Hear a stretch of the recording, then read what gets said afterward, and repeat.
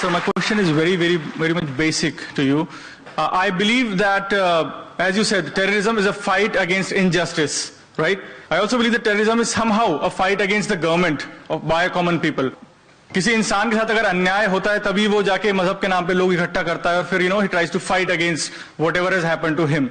But what I believe is एक इंसान एक नॉर्मल पर्सन if somebody हम में से अगर कोई गुजरात में होता तो शायद हम भी वही करते जो उन्होंने किया.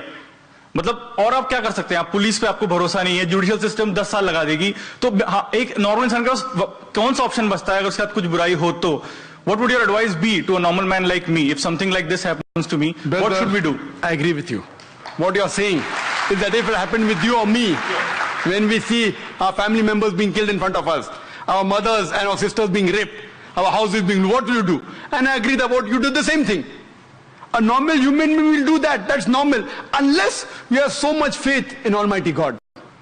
I do agree with you. 99% human beings, unless he's wearing bangles, otherwise, this is a normal reaction. Unless a person has faith in Almighty God. Even I would want to do the same. If I did not know my Quran, if I did not know from the Quran it is wrong. Because if I killed an innocent human being, I am behaving like the same person who's caused problem, injustice to me. Just because someone does injustice to me, it does not justify me to kill other innocent human being.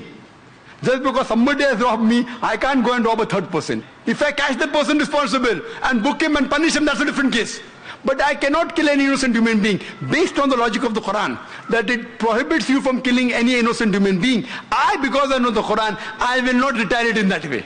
I will try and get evidence. I will try and convince the government. If he goes scot-free, what I say, that all those people responsible for these terrorist acts, whether done in Gujarat, in Bombay riots, whether the politicians, whether the police, whether people who have killed, whether the people who did the bomb blast, even if they go scot-free in this world, on the day of judgment, God will surely punish them.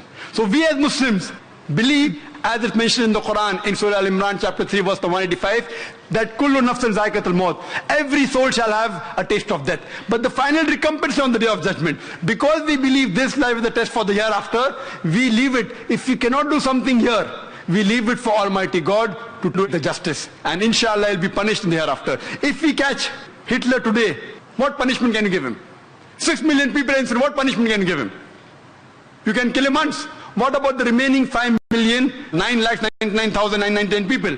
Quran says in Surah Nisa chapter number 4 verse number 56 that those who reject our signs, we shall put them in the hellfires, and as often as the skins are roasted, we shall give them fresh skin so that they shall feel the pain. Today science tells us that there are pain receptors. So God tells that on the day of judgment, if their skins are roasted, we shall give them fresh skin so that they shall feel the pain. If God wants to incinerate Hitler 6 million times, he can do it. We can't do it here. So therefore we leave it to the main justice to God. We thank you.